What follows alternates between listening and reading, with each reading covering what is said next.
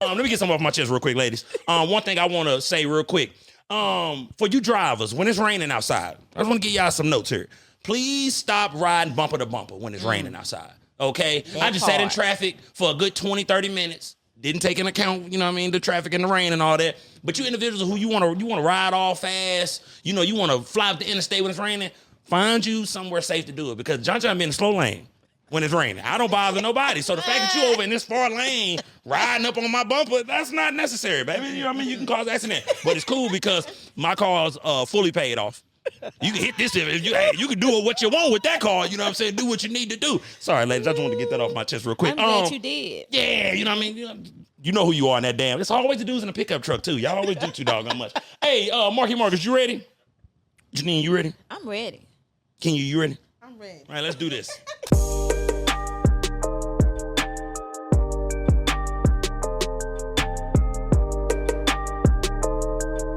Welcome back to the I-70 Podcast. It is your boy, Jonathan Little, a.k.a. John. Make sure you like, subscribe, share, hit the notification bell, man. Tap into what I got going on. This is the I-70 Podcast where we bring the world together one episode at a time. That's right. And I'm excited because if y'all didn't know, I am a history buff.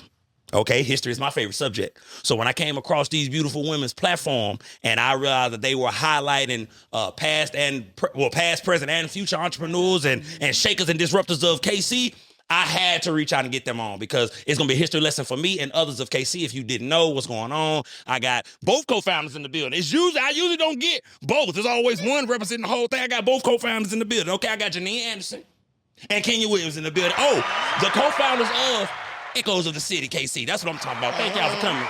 Now, let's get right into it real quick. Where did the idea of Echoes of the City come from?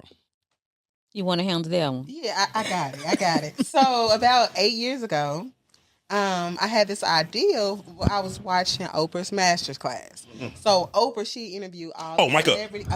Okay, so about 8 years ago, I had this idea watching Oprah's master class. So you have all the hottest celebrities coming on there, and they telling their whole story, right? And so I told Geaneen, like, that would be really cool to tell the stories of the change makers, the people who are creatives in Kansas City. I'm like, let's tell their story.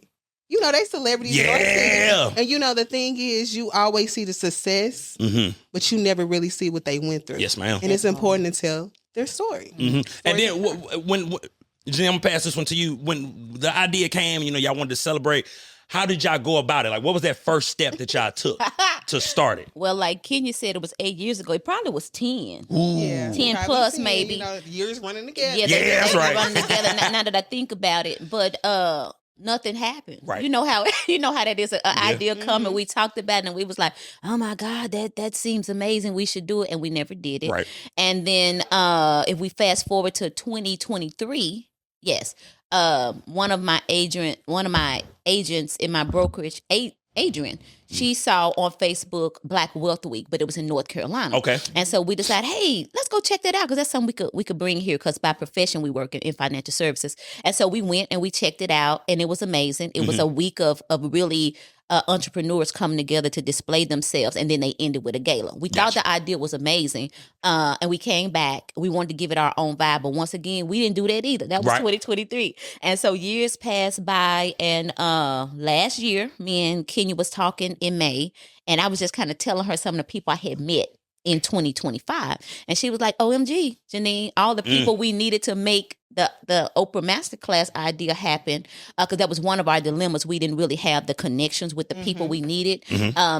I had made a lot of connections. And so Kenya had the aha moment like, oh, this is the time to get it done. Right. And so we decided to get together, get with some of them, and just kind of mash the idea that Kenya had of the videography to what we saw in North Carolina.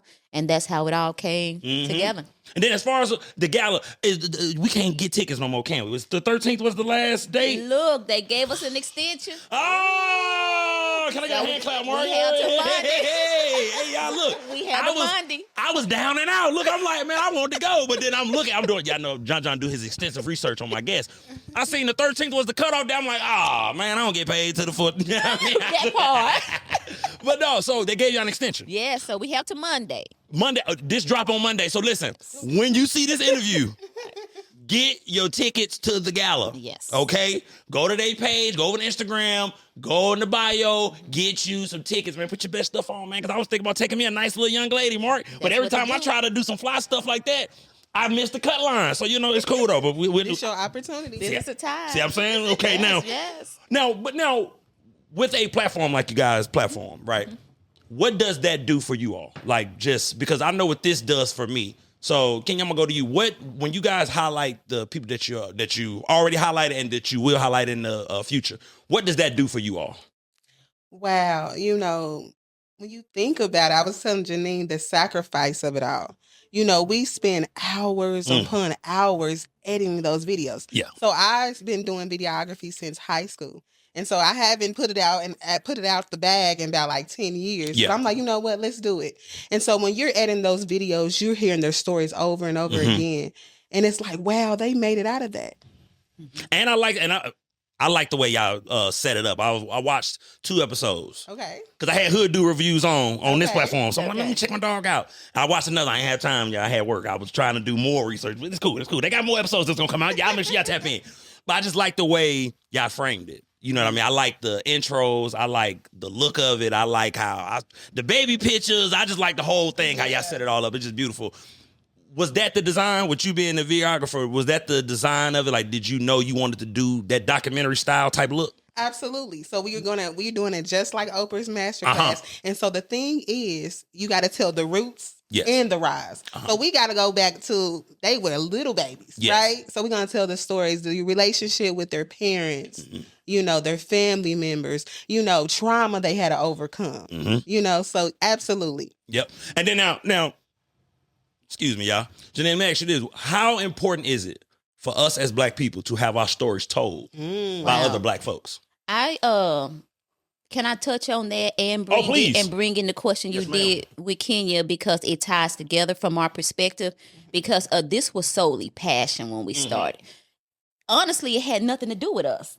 I would have to say it was nothing we were looking for out of doing it. It was just the story, because from our personal experiences and both of us being authors, we have understood how important it is to tell stories. Yes, ma'am. Because we're strong in the community, and people see you and they say, "Oh my God, you do this, you do that," and then always in the back of my mind, I'm like, "Oh, well, thank you," because I don't see myself as that. Right. Because in my own personal experience, I look at the trauma, the trials, all of that stuff, and to know that a person sees you like that without seeing that, it's easy to say, oh, you woke up like that. It's natural for you. It's not natural for me to come out and smile every day and do what I do outside of myself. Right. And so when you're telling people stories, it's kind of like, okay, this person put on for the city.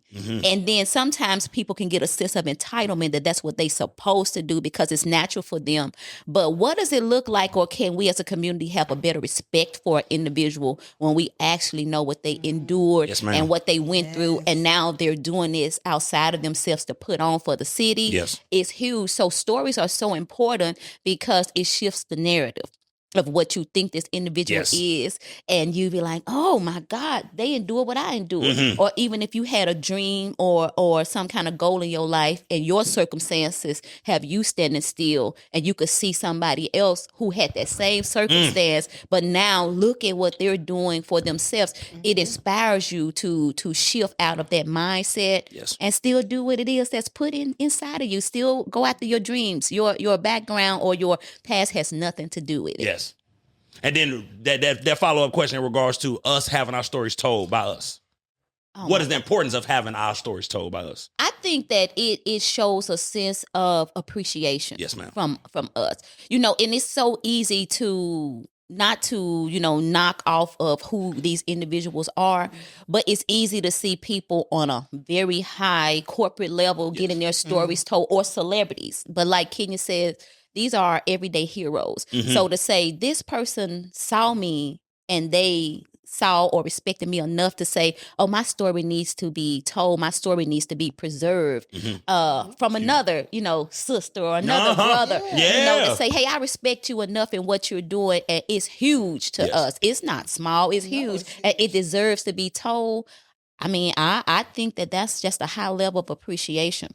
Because sometimes we need to step in and let each other know, hey, I need to give you your flowers right now while you're alive instead of crying at your funeral when you're gone and you don't see that I respect you. That's right. You know, so it's that vibe. Because I mean, for me, I love what you guys do and, other platforms like yours because I just see the importance in that of us sharing our stories through us. You know what I mean? Because we know for the most part, which I mean, you got mean-spirited individuals in every race and culture and religion, whatever. But just as a black man, if the story is told by my people, it's going to be interpreted the right way. Absolutely. It's not like certain things that don't need to be highlighted won't be, or this, that, and the third. You know what I mean? It's like the right stuff is being highlighted because Mark is an actor, by the way. You know what I mean? So one thing I always say, and me and him have had the discussion in regards to black cinema. We tired of the slave movie. Yes. Yeah. You understand? It's like, we get it. We were slaves. We get it. And some phenomenal people came out of those eras, that helped shape where we are and allowed me and these sisters to sit down and discuss certain topics. But I just want to see us highlight it more. Yes. Back to what you were saying. Give us our flowers, man. Why we got to wait till the funeral? Absolutely. For the good documentary to come out. Unfortunately, in the black community, we love throwing out the BS documentaries, though. That part. Oh, man. We go crazy over them documentaries about the evil individuals in the community. Why we can't just spend our time just highlighting how dope we are? You know what I mean? Kenya, I'm going to spend this to you, baby. What is something about being black that you just love? Man, the culture. We are some creative people, right? I mean, the way we dress, the way we talk, the swag.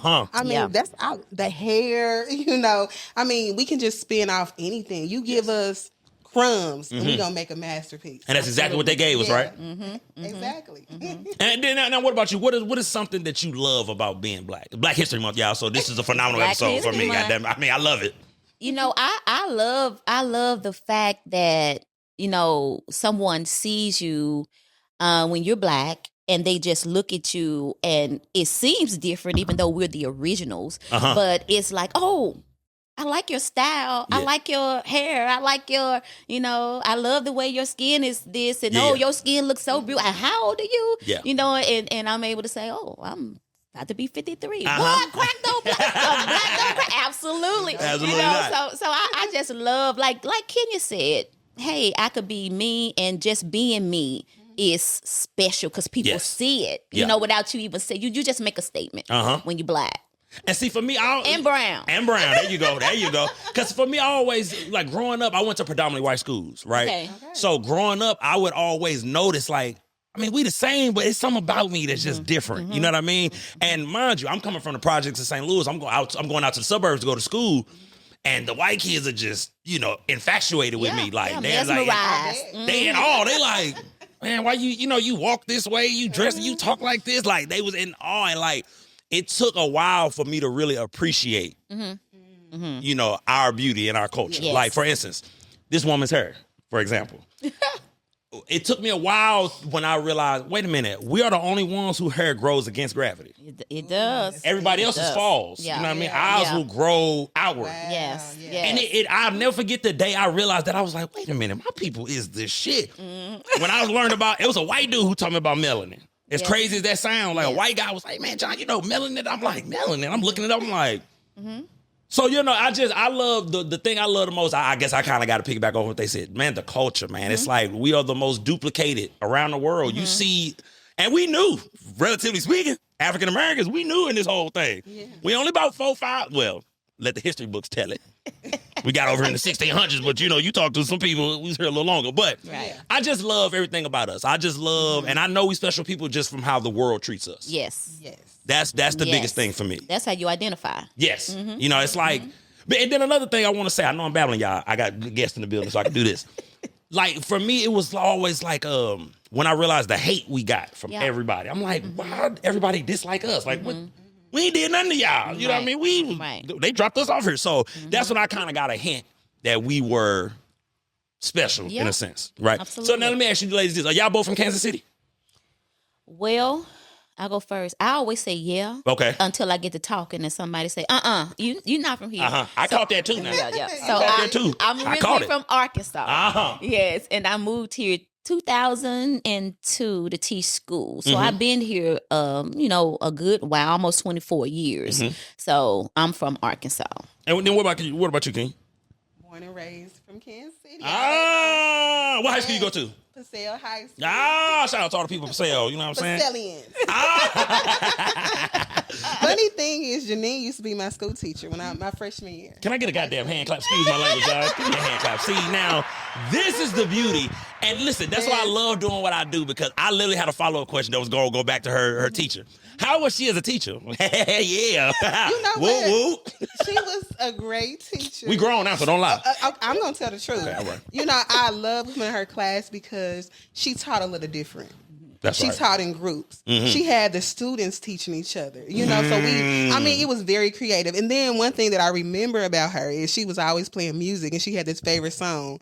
At that time, I don't remember exactly the year it was, but it was probably like maybe, 07 maybe. And so she loved that Soldier song by my Destiny camouflage. And so she used to play that every day. I'm like, here she go dancing. Yeah. I need a soldier. I'm like, oh, she's a cool teacher. I loved her. Yeah, man. Shout out to all the cool teachers out there, man. Yeah, we love y'all, man. You know, look, Miss Henderson, baby, you know you still got a place right here. I don't know what it was about Miss Henderson. First of all, Miss Henderson was a 4'11" short white woman. Oh, wow. Okay. Yeah. Now, mind you, y'all, I was a wild young man. I bet. I was a wild I young can only imagine. What are you trying to say? Matter of fact, I don't believe that. Yeah. Listen, all the teachers used to say this, right? I had two different personalities, right? Because my teachers would always be, when I would get in trouble, my teachers would be like, Mr. Little, I just don't see that in you. Like, how could you? And I'm just like, you just don't know. I'm really him. You know what I mean? Yeah. But Miss Henderson, baby, I love you. She was the only woman who can calm me down. Like, I was just a wild young man. Mm-hmm, but she would come out of that, like I said before, 4'11" white woman. Mm-hmm. I'm in the hallway acting up. I just feel a tug on my ear. And she would drag me all the way to her classroom. She was the only woman who could calm me down in the whole school. They used to have to go get the resource officer to come calm me down. Miss Henderson, like, I got it. I think her husband was in the military. I think that's where all the discipline and whatnot came from. But anyway, let me ask you this. As an educator, do you just take us into the mind of a teacher? Like, because there are bad teachers and there are good teachers, right? Mm-hmm. Just take us into like just that decision maker of like how a teacher comes up with the type of educator they will be and the things that you have to think about. If you could, and I know my question's all over the place, but if you could just take us into the mind of a teacher who's going into their first stint as an educator. Okay. Now, for me, you know, my mindset was, okay, I got 100 little individuals that I got to see every day. Yes. So how do you manage that? How do you, control that? And I think how you see it is important because you have different types of teachers. For me, I'm just like, okay, they're people, I'm a person. Mm-hmm. So I have to let these people know I'm down to earth because as a student once before, I used to be in wow if I went to a grocery store and I saw a teacher there. Right. Like they don't eat, they don't shop. Yeah. I literally thought they was like an alien or something. Yeah. Oh, I saw Miss So-and-so at the store, she was shopping, and so I was like, I never want to be like that. I want my students to know that I'm a human too. And so I always went into that like that because I'm a single mom of 5. Uh-huh. If they in there cutting up, I was just straight up with them. Hey, I got to go home to some kids. That's right. Y'all ain't finna drive me nuts that I can't go home and deal with my kids. And so I was always very personal with them. Right. And I think it's very important to understand that because if a child is acting up, sometimes as a teacher, it's easy to say, oh, I got to do the discipline.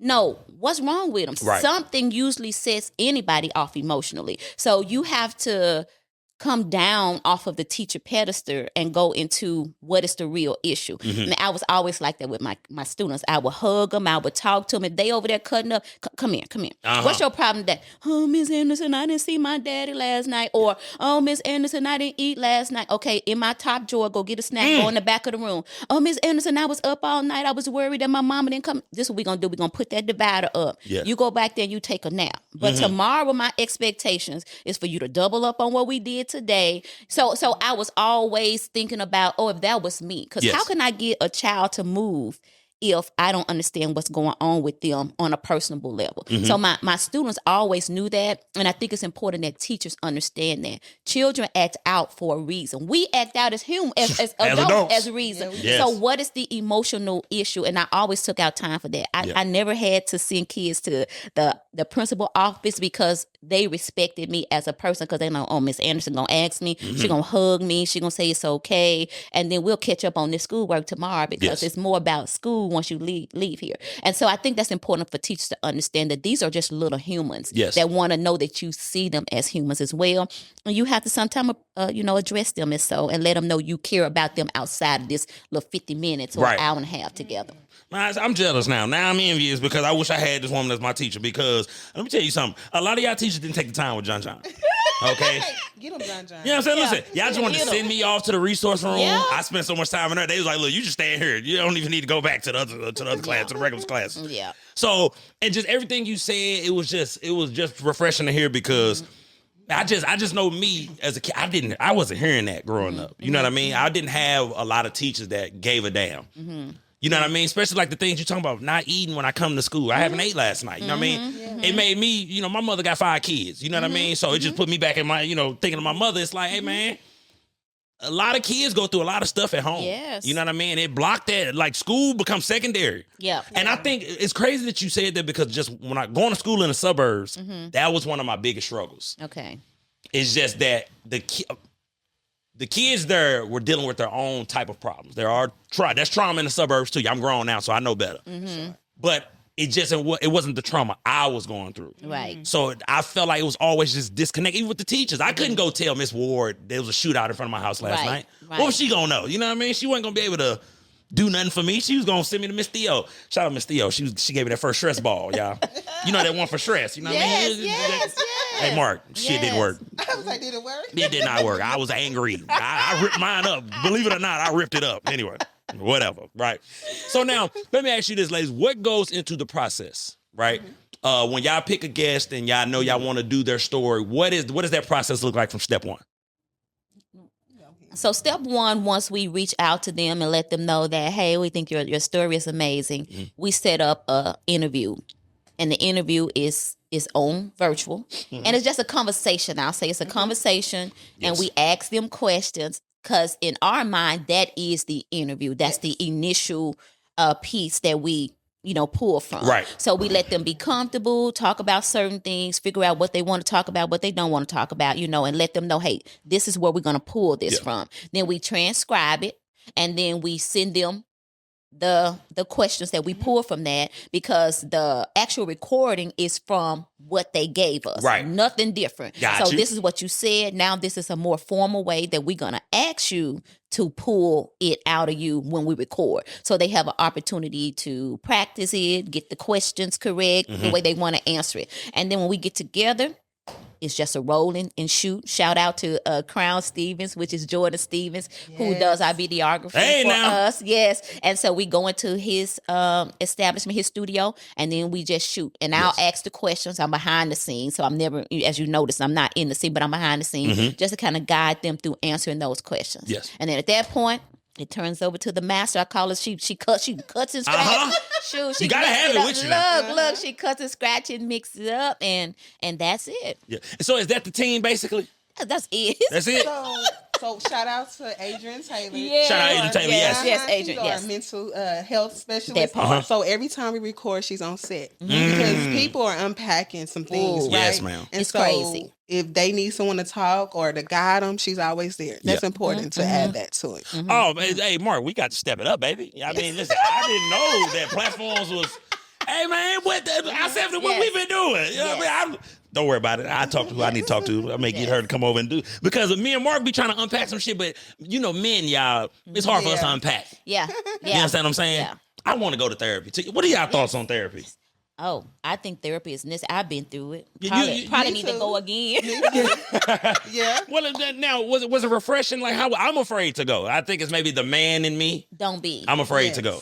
You know why you don't want to be afraid to go? And how I look at therapy is like if I like this foot here, this Achilles, I have to go through a podiatrist, a specialist that's going to work on my Achilles, my foot, And so in our mind, our thoughts control our bodies. Yes. And so a therapist is simply a doctor for your thoughts, and so when you have that bias, that unbiased person that you can just have a conversation, because Kenya might sit down and talk to me and we know each other personally. And she might tell me about an individual. I might not like that individual. I'm like, no, yeah, just going there and I'm giving my view. And that she don't want to hear my view. She just want me to hear her. Right. That's why an unbiased person is very important when you need to kind of unpack mentally.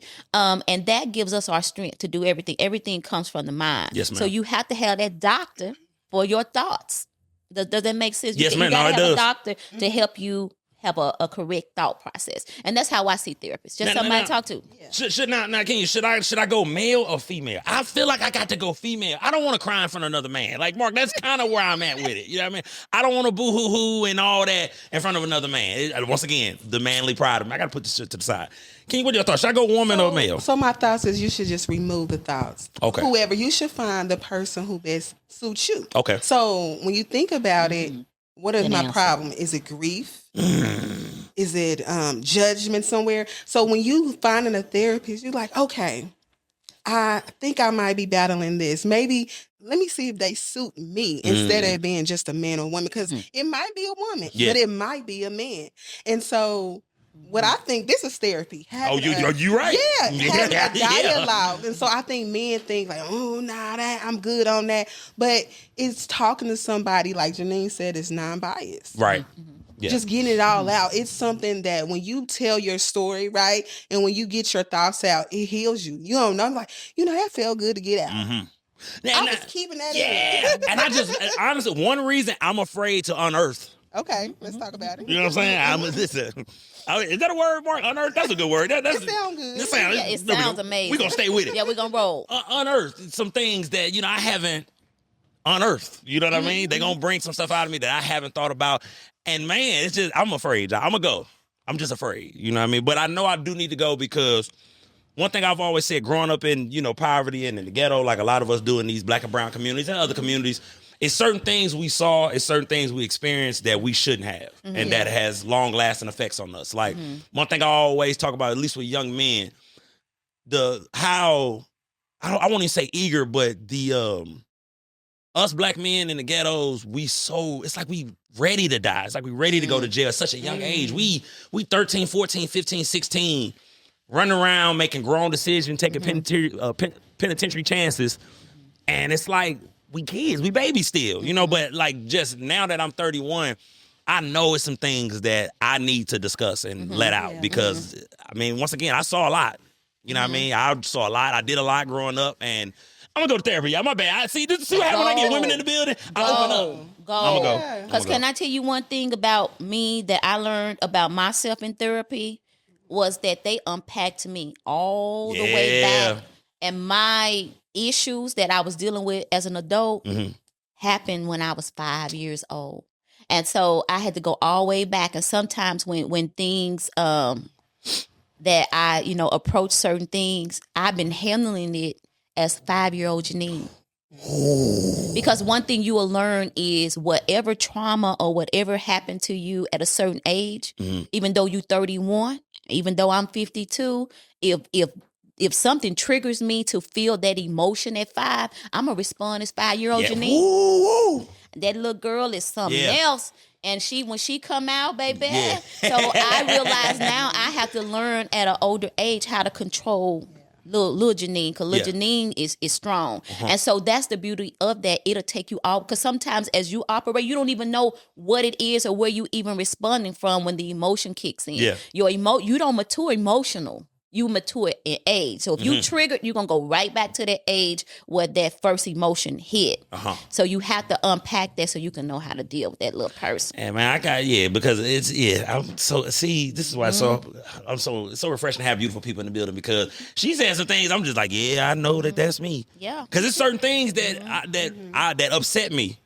But as an adult male, I had to learn to obviously control my temper and everything. But like you said, there's certain things to this day, I'm just like, yeah, I want to punch you so bad, one bro. thing, but you still feel it. Oh, I feel it. Yes, ma'am. And it throws your nervous system off, and you feeling some kind of way, and you don't even know why. Well, I'm really responding as a 6-year-old, 7-year-old, 13-year-old, and I'm a grown ass person. That's right. Now, look, let's get on some more positive stuff. Yeah, John almost dropped the chair. Got these women in the building and shit. They get me to tell my business. Hold on, wait a minute. Now let's discuss this gala. Oh yeah. Okay. Let's do What it. goes into putting a gala together? Because I love when I see my people, we get all dressed up, looking good, smelling good, feeling great, feeling like good money and black excellence. What goes into putting a gala together? Oh, Go ahead. Go ahead, G. don't let me tell that part. Oh God. Because I know some ups and downs, some left and right. So I know it was. Ooh-wee, it's I'll roller piggyback on coaster. it. Wow.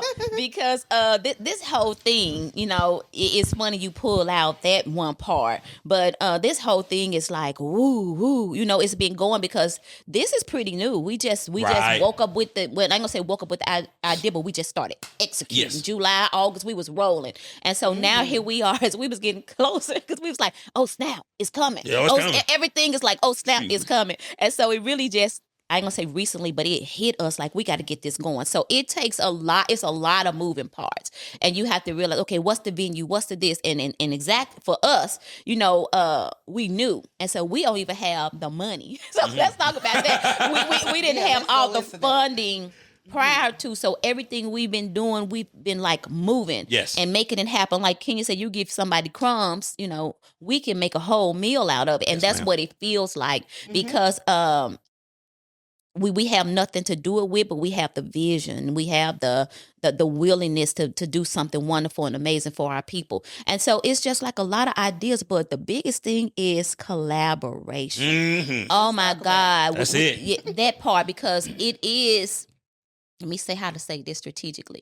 So we have had a lot of supporters. Okay. Then we have had a lot of non-supporters. So it's two parts. And in the non-support, it's a lot of lessons learned. But with the supporters, people said, hey, I'm gonna step in and do this for you. I'm gonna donate this. I'm gonna do this. But the process of it is just like, whoo, because every minute you got the people just showing up, the venue, you got to come up with the money. Who gonna decorate? Who gonna do this? Who gonna, so it's, don't stop, get it.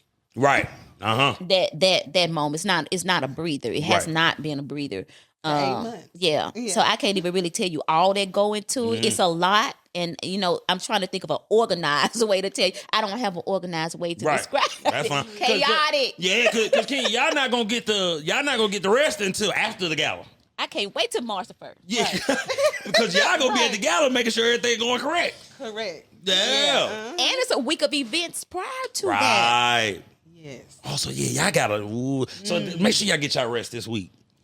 Because it kick off next week, huh? The week after. Oh, the week after next. Yes, I think we have to get our rest March 1st. Yeah, March 1st. that's right. Really. Because we gotta go to a news station. We have a lot of stuff, and we have a lot of little bitty tedious pieces that we have to figure out. Yeah, it's gonna be very good, but it's no break until March the 1st. Right. Literally. That's what I'm talking about. I love to see my people doing big things. I just know it's gonna look phenomenal. You know what I mean? Now, in regards to Echoes of the City, how do y'all pick y'all guests though? Like, you know what I mean? Like what goes into because I mean, y'all said something earlier that I love.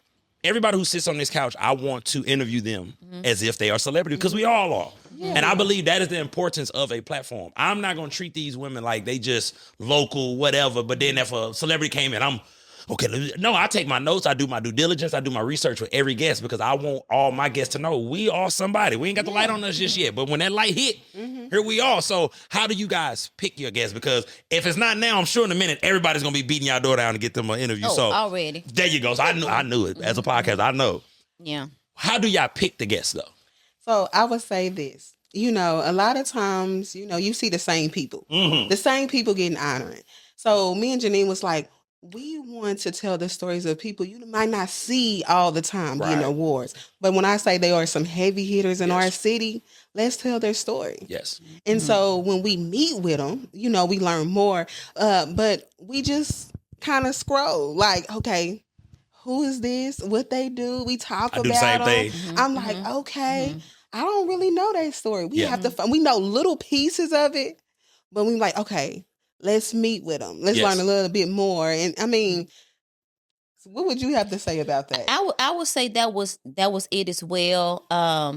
But that's a huge piece that gets criticized a lot. Like, what made you pick that? I've been around longer than this. Oh, y'all going through that? God bless yeah. y'all. I've been through it, baby. Oh yeah, but that I'm glad you asked that question because I think it's time for it to actually kind of get put out there. One thing people don't know is for us, we have a story too, and for me, like me and Kenya went about 2.5 years without even seeing each other. I was in a 2.5 year isolation. Kenya probably was as well. So when we did March of last year, I had not literally been out the house for 2 years. Mentally, going through, some stuff. And then just to come back and just start, getting back out, that was hard, And so to come up with this big idea, Kenya was like, it's time to execute. We only had a small period of time that we can look and say, who do we know to jump? Because like I said, it was just a pat. Let's just start shooting. It turned into, this need to be a nonprofit. That was not the idea at first. So it was just, let's put our foot back into society and get started. So who were the first people we started to see? Who were the people that we had just started back engaging with? Honestly, that's where those people came from. But I realized that as we progress, and Kenya Mike couldn't agree to this, we got to have another system, maybe nominations of who you think and different things like that. But I think it's important that people understand that we were both mentally in our own ways isolated, and we just said, hey, let's do something to bring ourselves out of this hole that is for somebody else. And we just said, I know this person, I met this person, this person's story, and that's how it happened. Yes. But moving forward, I think we're gonna have to go through a different way. But criticism is crazy on why this person, this person, this. It was a better picture. It's a whole lot of other, but we like, this not our only season, though. There you go. We can't do 100 people in one season. We will get to it, but give us some grace on that. And every story matters. Every story matters. Like, and none is no better than the other, if you ask me. We just had to start somewhere. And that's the only thing somebody can't take from you. It's your story. That's right. It's your story. And our stories are all unique, but like y'all said earlier, but it'll tie all us together because it's like we more alike than we different. I say that all the time. We are more alike than we different. Man, your uncle, listen to me. We talking culture. Yeah. Your uncle just like my uncle. Come on now. You know what I'm saying? Y'all do cookouts just how we do cookouts, barbecues and all that. So, but to piggyback on what y'all was saying, I'm 141 episodes in. Hey, that's big. You understand what I'm saying? That's huge. So for me, y'all got more episodes than Martin. I know. Hey, can I get a hand clap? Yeah. You ain't know that about your boy, Martin. I got more episodes than Martin, baby. You know what I mean? Shout out to Martin Lawrence. But I if I could give advice to you all and people as well, pick who you are going to pick. Because, and let me say this, you're never going to be able to interview everybody. Absolutely. I do one interview a week. I can't interview everybody. Right? Pick who y'all see fit for y'all platform, because I'm gonna be honest with y'all, especially at this point. Now I don't deal with it no more because I'm a veteran in the game now, but I'm gonna interview how I want to interview. You understand what I'm saying? Because y'all said earlier, the work that we put into these platforms, I'm not gonna let you come in here and just, well, you interview. Hey, brother. Excuse me, bro, because this my thing. This my thing. You know what I'm saying? How I'm gonna let you dictate what I do. And I'm gonna be honest with you, a lot of y'all who do that, you would be a horrible interview. I say it, so don't nobody else got to say it. I turn plenty of people down now because it doesn't fit my platform. Starting out. I'm not from Kansas City, I'm from St. Louis. So I had to interview just any and everybody to start out. Got a lot of no's. A lot of people ghosted me, y'all. We know what that is. Y'all went through Lord. Jesus. See, you individuals who don't got platforms, y'all don't understand. I done had people ghost me. I'm talking about I'm sitting right in this chair. I'm looking at Mark like. Or leave you on red. When it's just a simple, I can't, I'm not interested. Just communicate. Tell me something. Just say, hey. Let you know they saw it. Say that. Like, for me, it's like, y'all don't understand the stuff that goes into these platforms, man. So when you get off your high horse and go, why you interview? Brother, just be professional. Brother or sister, be professional and just say, hey, listen, if y'all have any openings and they just getting going, y'all listen. I'm so happy for what I feel like this is going to turn into, because it's history. It's always going to be so many people that we don't know about. The gentleman who y'all interviewed last, I can't remember that gentleman, and I wanted to remember so bad. He does history. Oh, Will Moore. He does a Wednesday segment but he's one of our award recipients. See, I reached out to him as well. Him. I want him to come on as well. Yes. It's like, you know, it's so much we gonna learn about KC, and if these women won't, they may expand out to other cities. And let me be quiet. I don't want to give them too much. Let me hush up. But so you know the go. Yeah, but listen, and that's why I wanted to interview y'all, because I'm like, this is dope. It's unique. It's nothing like y'all in KC. Let me tell y'all something. I am a researcher. I do my due diligence when I'm, when I'm getting ready for my guests. It's nothing like what these women got going on. Shout out to the team. Shout out to everybody over there at Echoes of the City, because it's just a beautiful thing, and it's so unique. It's nothing like it. Majority of the platforms in the city, they interview rappers. And then you have ones like myself. I'm going to interview any and everybody. I always say, I just like to do dope interviews. I just like to talk to dope people. You know what I mean? I'm not really in it for the clout of it, or every rapper come talk to me, because I like to have real conversations, y'all. Yes. I don't like to sit down with people who are jaded, who don't talk, who too cool for school. That's not me. Starting out, I had to do it. Now, I'm okay, bro. I politely tell individuals, hey, bro, I appreciate you reaching out, but I'm all right. I'm cool. Good. Thank you, bro. And, some people don't take it well. Yeah. Oh, but you would be surprised how many people don't take it well. I'm going to say this, the men. Never have a problem with the ladies. The men, our pride. Oh, I've had men. That ego money. Oh, man. I've had men come at me sideways. I had to tell them, hey, bro, don't make this personal. It's just a podcast, bro. Yes. You don't know me. I don't know you. I didn't charge you. There was no money exchange. Don't make it personal where you throwing personal shots and all that. It's not that deep, because at the end of the day, this is my platform. I don't have to interview you. Right. But that's the pride in it.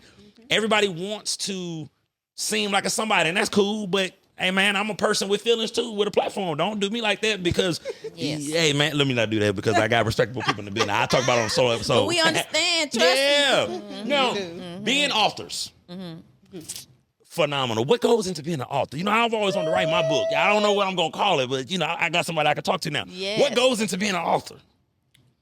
Go ahead, King. You got it. You're an author. Is an author. So the thing is, when God give you a vision, you got to execute it, right? Like Geaneen was talking about, we went through a season of isolation. I was super depressed. Yes. And so I surrendered to God, right? And he gave me this ideal. I was doing a fast, a 3-day fast, no food. It's called Esther fast. I don't know how y'all be doing that, but go ahead. Yeah, so I'm like, I ain't never really done it. So I'm like, okay, God, you want me to do this? Yeah.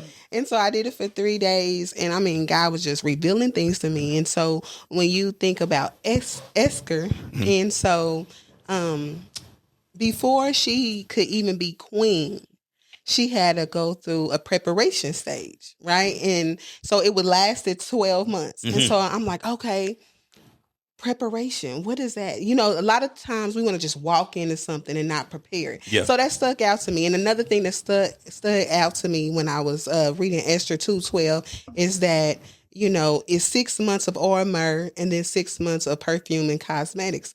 So anytime in the world of success, they say, if you want to really sell out, just sell out for 6 months. I said, 6 months, oil myrrh. So what is that? It's a healing agent. People do many things with it. So I'm like, 6 months of just healing. Yeah. That trauma, that sin, that guilt, that shame. Yes. And so that's what my book is called, Healing Unlocked, the Oil Myrrh Season. And so really, God gave it to me in segments. Yeah. So, I'm just sitting here. I'm like, ooh, an ideal came in mind. Yeah. And so I just kind of walked through it out, my healing, you know. So that was just my healing. That's how the book was inspired. That's what I'm my talking own about. journey. Yeah. Now, what about you, Nene? What went into you becoming an author? Man, it was so this book been in me a long time. Yeah. I'm a single mother of 5. And the name of my book is Destined for More: How Single Motherhood Led to Power and Purpose. Purpose and power. Purpose go first, yeah. And it was a story that been needing to be told, because being a single mom of 5, it's a lot going into that, especially single mother, like Kenya mentioned, shame, guilt, judgment, different things like that. But it was a hard time. Yes, and at one point it led into my mental illness, just from being drained. Yes. Because I've always wanted to do and provide such a lifestyle for my family and my kids. And I did that. I never wanted to look like they came from single, mother, like the statistics say. Yeah. And so, I thought about that because my mental illness the first time in 2011 came through the drain of sleep deprivation as a school teacher. That's how come I don't teach anymore. Gotcha. And led me to transition into being a financial brokerage because I didn't know anything about money, but I had to be on sick leave for an entire year. And so I wonder how many women go through that. You know, how many women had to sacrifice and like really give of themselves to do for their children through single motherhood. But when I was down at ground zero, that's when God spoke to me, and it was simply not the end of the road because I even contemplated like killing myself. If I didn't have my children to look at me or for me to look at every day and say, I can't leave them like that, I wonder how I would have, or if I would have even came out of where I was mentally. And so just looking at them, I realized they were a gift. Yes. No matter how they came, no matter how I got them, they were a gift to me, and I was supposed to be a good steward of them. And so that moment when I was down to ground zero, couldn't even think straight, just mentally ill, physically ill, it was really a pivot. Mm-hmm. That wasn't the worst time of my life. God was saying, it's time for you to transition to something else that I really created you for. Because if that never happened, I wouldn't be sitting here today talking about that. I wouldn't have became a financial broker. My children wouldn't be who they are today. So I had to tell that story to other women who are out here that see that as, oh, this is it. My life is over. No, realize where you are.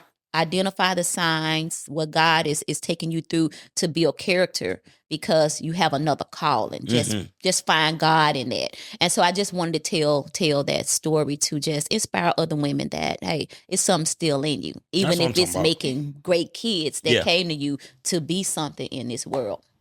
I heard that. Oh, that just touched my soul. Yeah, boy. You went deep. I wasn't even ready. I was not ready. Okay. I thought she was going to hit me with just, hey, I had an idea.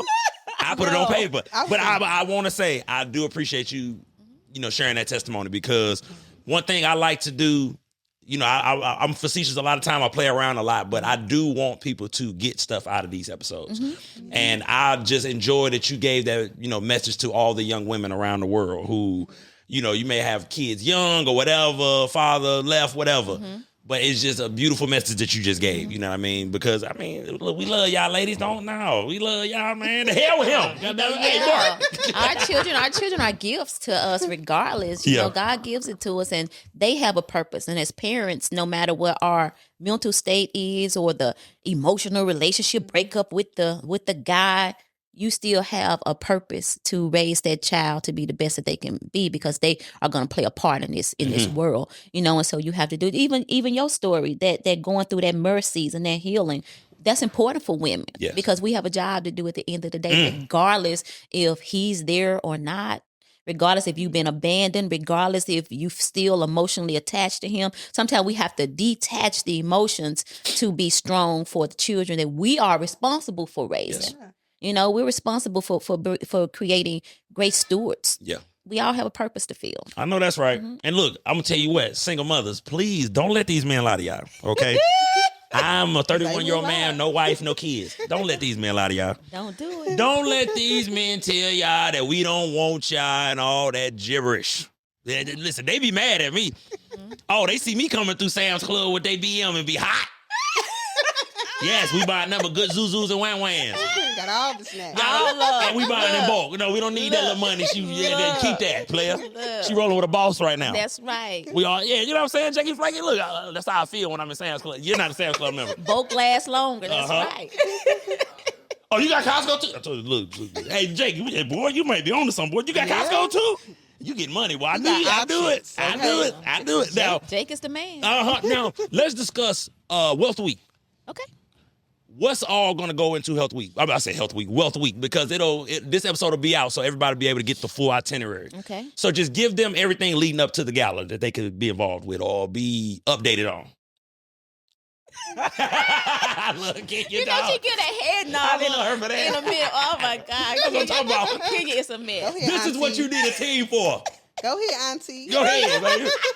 Tell them everything leading up to it. So Wealth Week is February 23rd through 28th. And we have a list, like a bunch of activities going on that week. Monday night begins with the State of Black Wealth. Okay. And it'll be held at the Keystone. And that's a conversation. It's a panelist that will be discussing some hardcore stuff that we need to heal as a community. Because this week is about a holistic approach. Yes. It's 5 pillars of wealth, not just financial, but you have to be mentally wealthy, physically wealthy, time wealthy, socially wealthy, and financial wealthy. That's right. And so getting leaders from our community that are strong in all of those areas, like we have Gwen Grant from Urban League.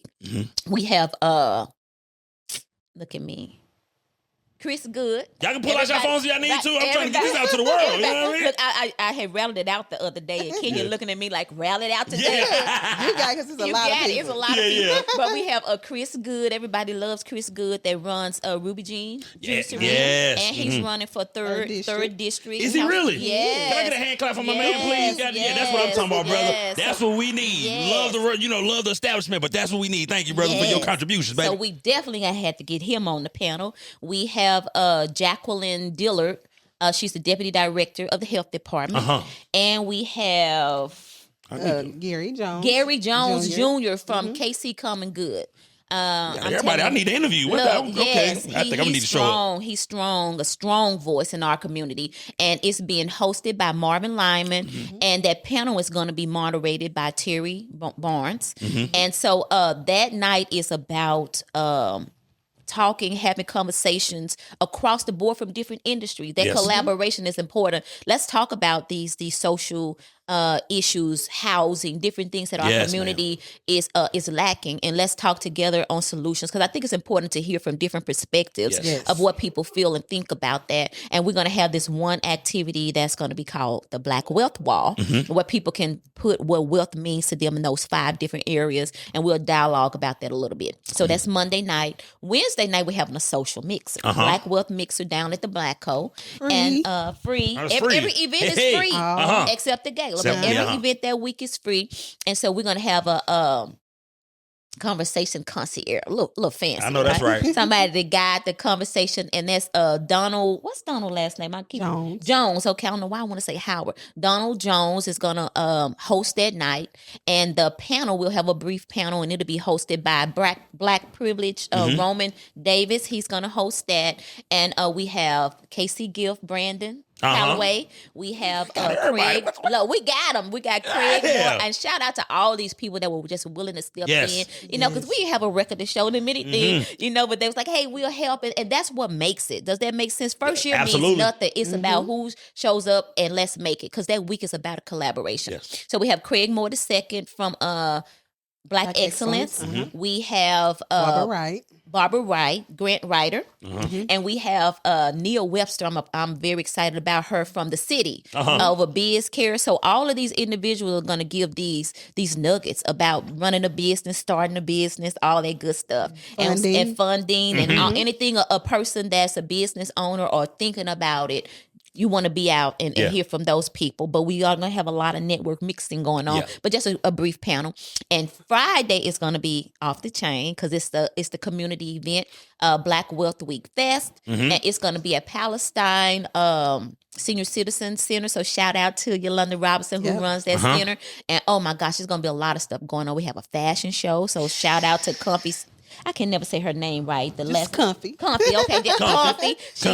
She's over the Creatives because she does hair. Cloud is her fashion line, and so she's curating a fashion show that day. We're gonna have different art displays. We have Samuel U. Rogers coming through doing health checkups. We have like over 30 vendors showing up. Y'all did it, B.I.G. Look, we got a lot of stuff going on. That's what I'm talking about. And then and we have this last thing. We have a lot of community people that are doing classes, like Vanessa Hickman of Rediscover how to identify if your children going through any mental illnesses. We have Michaela Thompson that's going to be teaching about, relational therapy when someone close to you have hurt you, like a family member.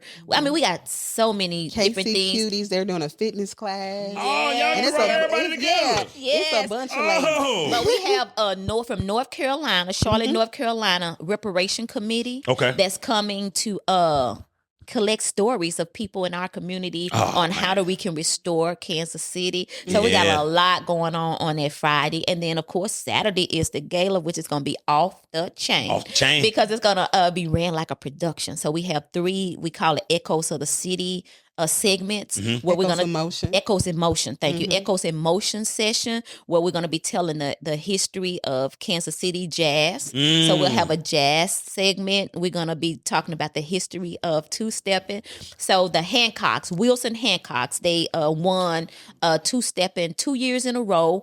Number 1 two-steppers, they're going to do a performance. I need to get with them, man, because I be seeing I moved up here to KC. Y'all do that two-step thing up here. I like it. It jumped over St. Louis. I don't know what happened. You gotta learn, John. I got you. I be missing out, too. I just learned a few months ago down at the Black Hole how to I'm going to go on and learn. Because y'all do that up here. I don't know what happened with St. Louis, baby. We just gangster two-step. They do the whole thing here in KC. Look, when I was from Arkansas, you just got together and you slowed it. We ain't do that stepping back and spinning stuff. It look good, too. I be in the crowd like this, just jealous. Jealous, like, who they think they are? You know, just hating. Oh, I be hating hard because I'm going to tell you why. Because the fellas who can two-step, they get all the beautiful women. Oh, man. They be, you see when they do 2 or 3 at a time, they you be beat showing me to it. I never forget. I seen one dude. He had one. Another walked up. He did some amazing stuff with him. I said, "Man, I'm out, bro." I was hating too hard. But I had to leave. Spinning them and catching, cutting up. Then there was a third one coming over. I couldn't take it no more. I said, you know what? I don't need to be around nobody with this much aura. I'm out. You know what I mean? Because I can't. Ain't nothing in here that I can do. So I'm just gonna hit it. You know what I mean? Yes. Oh, one more thing. The third section is about the activists and revolutions, and we have a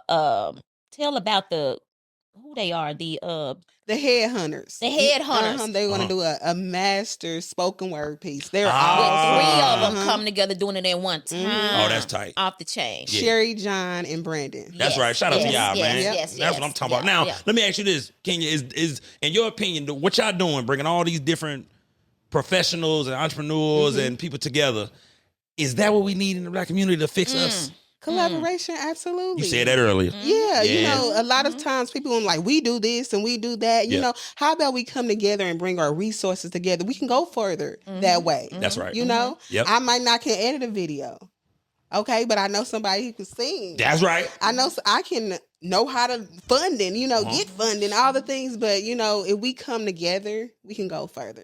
And that goes back into just my research. Man, let me tell you something. Black folks, we have a lot of spending power in this country. Yeah, we do. We spend a lot of money. We drive these billion-dollar corporations up. Wait, they follow our trend. Where would these European fashion designers be without us?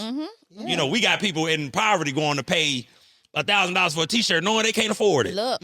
We have the spending power, bro. But let me say this. It's not entirely us. Every different type of race, religion, they make sure to come get that black dollar. Yes, indeed. They come off the boat or off the plane and set up shop right in our neighborhood. Yes, indeed. And get right to the money. Can't speak a lick of English. You know what I mean? So I just want to applaud y'all for what y'all doing because it's just so beautiful because I truly believe I just want to be around long enough to see that day.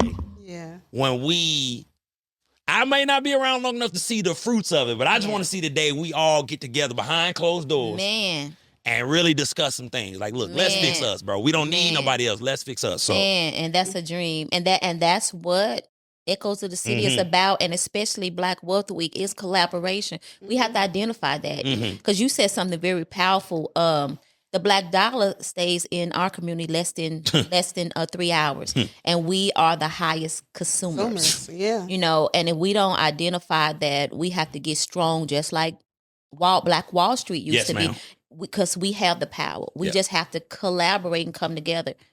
And now that goes back to my history. I love it. You know what I mean? You just look up, and not just Black Wall Street, you look up just all these different Black communities, post, Reconstruction and all of that, pre-Jim Crow, where you had Black hospitals, Black banks, Black grocery stores. Yes. I always say, and I'm no politician, I'm no educator, nothing like that. I always say integration did do some damage to the Black community. And led us into places we should have already been in. But it also took all of our ownership away to where our communities are no longer ours. Yep. I was talking to these gentlemen, we was talking about like the riots and stuff like that when Black folks burn shit down, and I'm like, bro, majority of that shit ain't Black owned. You know what I mean? Like it's the truth, we go into black communities and nothing is black owned. And what we do when we get some money, we leave. Yeah.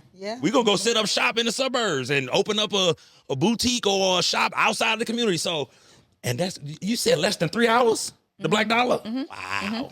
I did not know that. And can I add that they project African Americans to have zero net worth by 2053? 53? Yeah. Zero. Zero net worth. And it's because of our lack of owning things, our lack of assets. You know, our lack of passing on to the next generation. And because it's a difference between being rich and wealthy. Wealthy is transferable. I could give this to my kids, it's going to keep. I can be rich for a minute and the next minute I could not. It could be gone. So we have to understand the difference of that. And we have to most definitely work on doing things with our money, ownership. You know, all of that stuff is important. Now, how do we start our babies out? With you being in, you know, finances, how do we start our babies out? If you know, we take me for example. Let's say I had me a child, right? What should I be doing leading up to them going to college or maybe in college to set them up better financially? Okay, I love this conversation. Oh, because we make a big mistake, I think, when we have children. Okay. The very first thing is when we have those first birthdays. Everybody come in. Really, that's really an adult party because we kicking it, we barbecuing, we drinking. We ain't drinking, we drinking. we having a good time. But you know, I noticed with my kids when you had that, I only did that one time with my oldest, and people came. It was a dope party. All the kids, my son had gifts. Do you not know the kids busted up the gift? They over there crawling through the boxes. They done built up. Their imagination went wild, which told me they don't really care about toys. It's us that are emotionally attached to what we're giving to our. They was playing with the boxes. Right. So I think day one, especially that first birthday party, don't bring my baby no present. Bring them $5, $10, and let me start an investment for them because they don't even remember the party. Because people don't realize that when your money compounds over a period of time, you are setting your child up to be an automatic millionaire. That's right. When you understand investing. And we don't understand investing at all. What we think about is either nothing at all or putting our money in a bank. And if your money's not working for you, you're going to miss out. It does not matter what you do, how much money you make.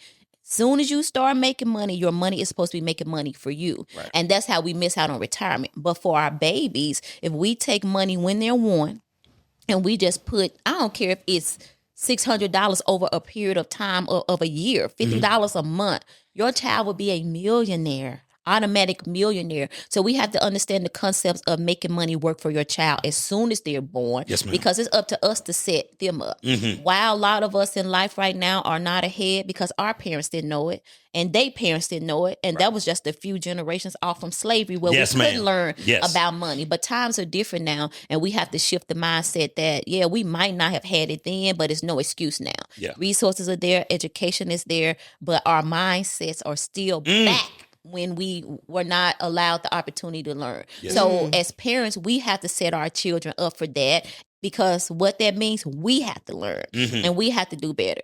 Yes, it's okay for your children to have Jordans at 3 years old, 3 months old. I've seen babies in outfits at 6 months old. And I'm just like, how much did that cost? You know, what did you pay for that? When all you had to do was take $25, $50 a month and put it toward an investment that's getting 10-15% interest and let that money make your baby some money and start changing the projection of your family tree. Is it the materialistic aspect of why we come up from not having nothing, so we want our babies to look the part? Is that what it comes down to? I think I spoil my children rotten. They listen to me with that money, and you know, with the money concept. Thank goodness because they my plan B for retirement. Right. That's right. I ain't learned this till I was 40.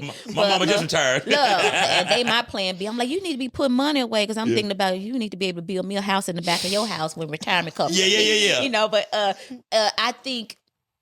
As for me, I could speak for me as a parent because I knew that my parents couldn't afford to do certain things. And I see ways that I could have spoiled my children or gave them this sense of entitlement to a degree because I didn't have. And so sometimes we get caught up in what we didn't have. But the truth is when you really look back, oh man, I had the best childhood. I didn't even need it.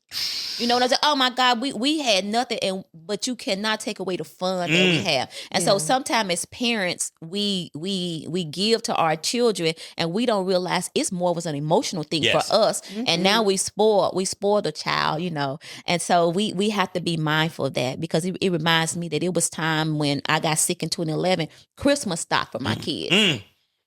And I realized that I was the one dealing and having a hard time, not them. Right. And here they are adults, and we still never exchanged it with Christmas, because they lost that was something they were supposed to have. It was me. So it was the best setup they could have had, because that's a financial hit, because you pay for Christmas. Then January, the lights got cut off. I've been there a lot of times with that. Oh, they spent my last dime, and then I couldn't pay the light bill January. But when that was removed from them at a young age, it never circled back, because they realized all they wanted to do was eat and spend some time together that day. Man, and I can say this, because I had a homeboy. I'll tell the story. I had a homeboy. His mama gave him everything when we was kids. I mean, everything. And it could be that she was just, it's my dog and we grown now, but like his mama wasn't really there. Yeah. But she had the money to be there. I see that. So my dog had it all. Like, I mean, my dog had a fly whip freshman year of high school. Yeah. He had his own crib already. So, of course, we at his house doing mischief, because we like, man, my dog got a house. Like, I'm going to spend the night over there. I got to be home. But looking back on it, I always tell all my friends this. I'm the baby of 5 kids. Okay. So mama and daddy couldn't give us everything. What I always tell everybody, I got homeboys who had all the best J's, all the best clothes. They parents were never at them games. My mama couldn't give me the world, but my baby, no, she was at every single game. Presents. Yep. And it meant the world to me. Mama, you ain't got to buy me no J's. Because listen, y'all know, football, basketball, if my mama sitting in the stands, it's hell to pay. My mama up there. I'm finna tear your ass up out here. Mama's in the, and then my mama loud. Shout out to mama. Man, shout out to man. My mama loud. My mama get up and run down the court back and forth. My mama was that parent. My mama would get up and go to the student section. Because like this why the kids at school love my mama to this day. The athletic director would go down to the student section. Oh, you guys can't do all that. My mama would be like, Tim, they ain't gonna tell me not to do it. My mama would walk over to the student section and sit in the student section with the students and be cutting up. And I'm on the court turning. I'm over there, dog. Don't piss me off here. So I listen. For the mothers and the parents. Yes. Man, be there for your kids, man. That materialistic stuff, like you just said, that's for us. You know what I mean? That's for us. You want your babies to look good. Ain't nothing wrong with that. But, man, we don't remember that stuff, bro. We don't remember that stuff till like middle school and high school. And then we only give a damn because we see other kids with it. That's it. And by the time I'm in college, what did I do all that for? I could have been walking around in just some regular degulas. But, I mean, ain't nothing wrong with looking good. You know what I'm saying?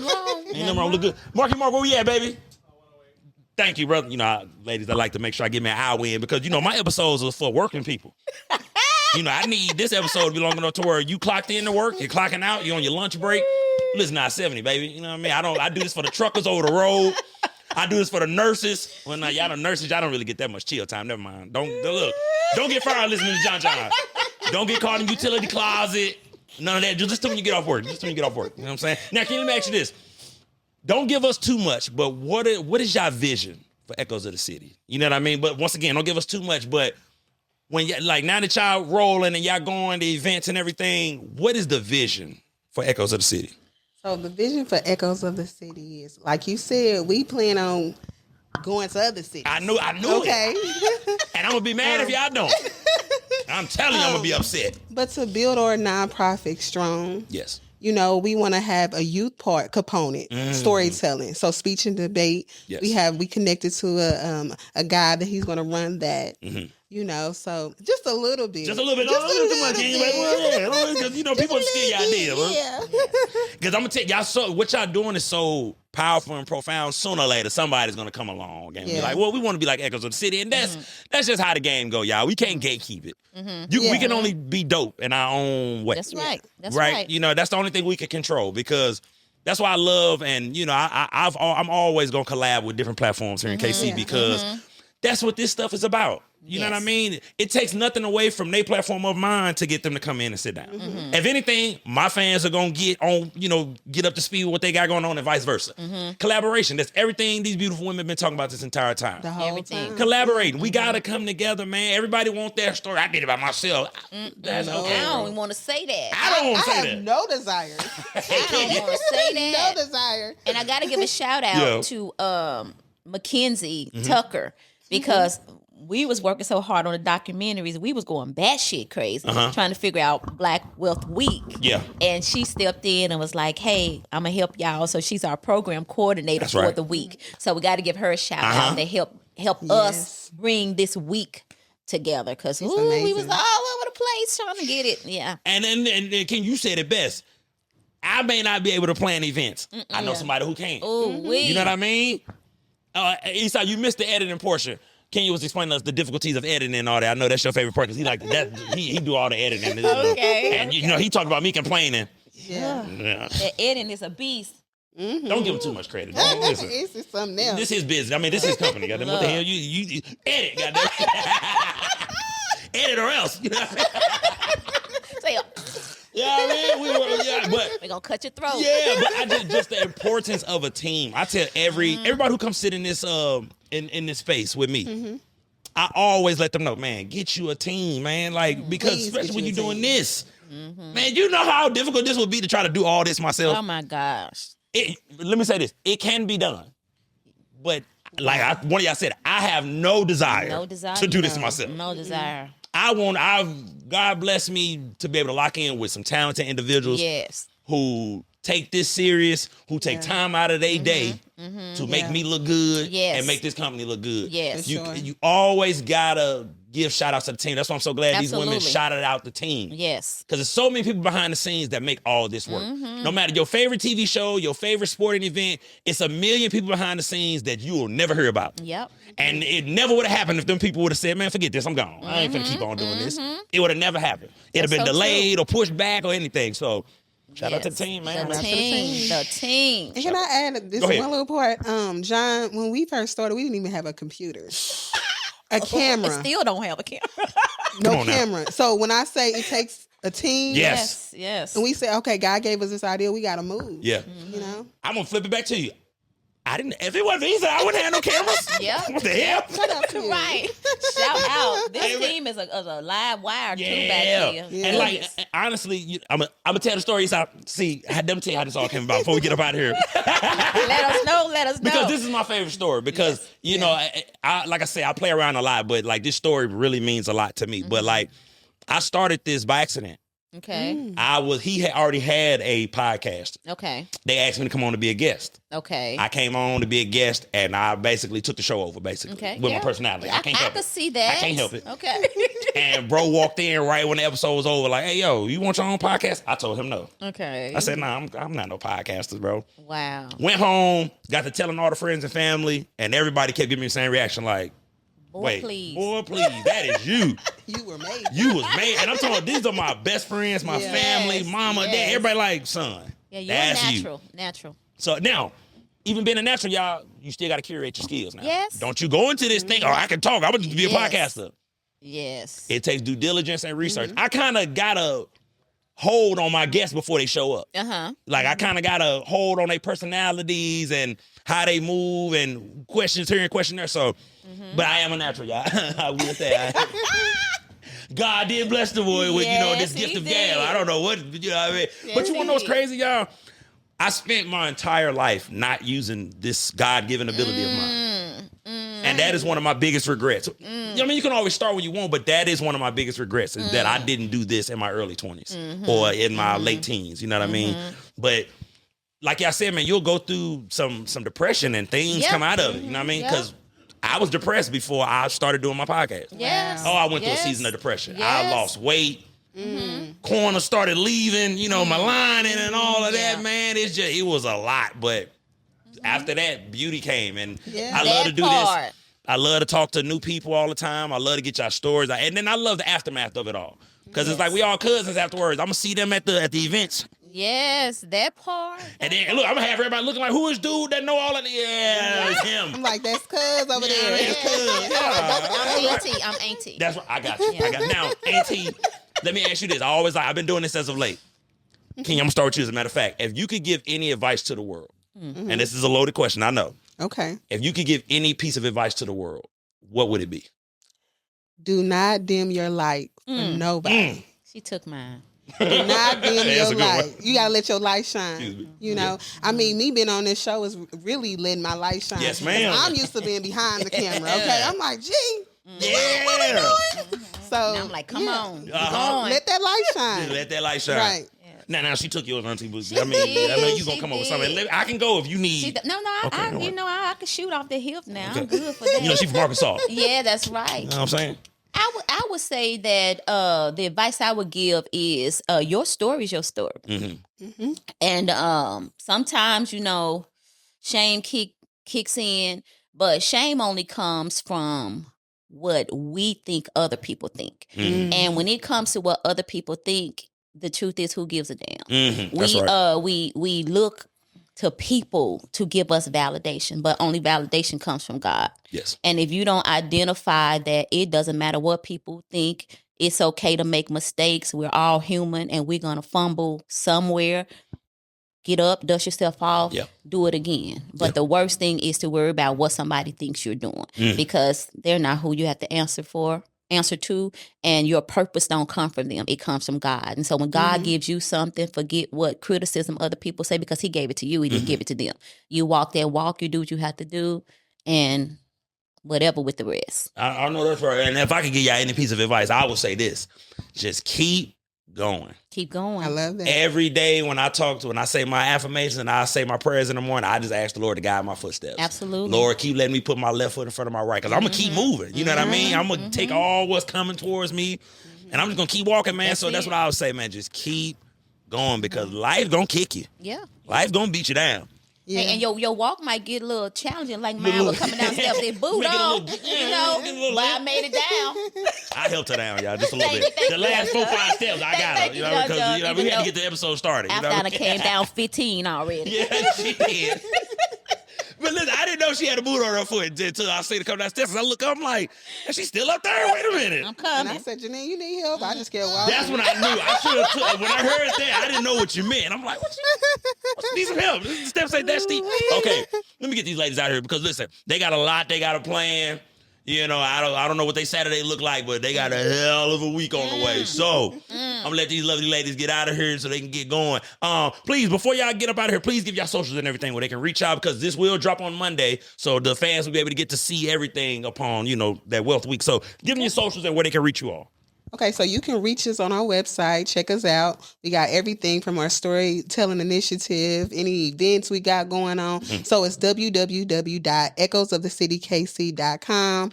On all social medias, Echoes of the City KC. Mm-hmm. That's right. And YouTube. And To see the documentaries. Yes. You can do it right now. Listen, if you listen to my voice right now, Echoes you can of do it the right now. City. You ain't gotta wait.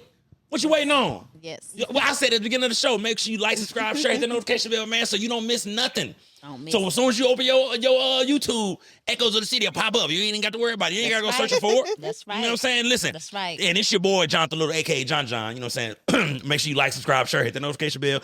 I know. Look, Mark's finally getting up. You know what I mean? I always know when it's time for us to go because Mark started leaning one way. That one cheek started to get a little numb. I got you, Mark, baby. We up out of here. Listen, it's I-70 Podcast, man. Make sure you like, subscribe, share, hit the notification bell, man. Tap into what I got going on. This is the I-70 Podcast where we bring the world together one episode at a time. And we out.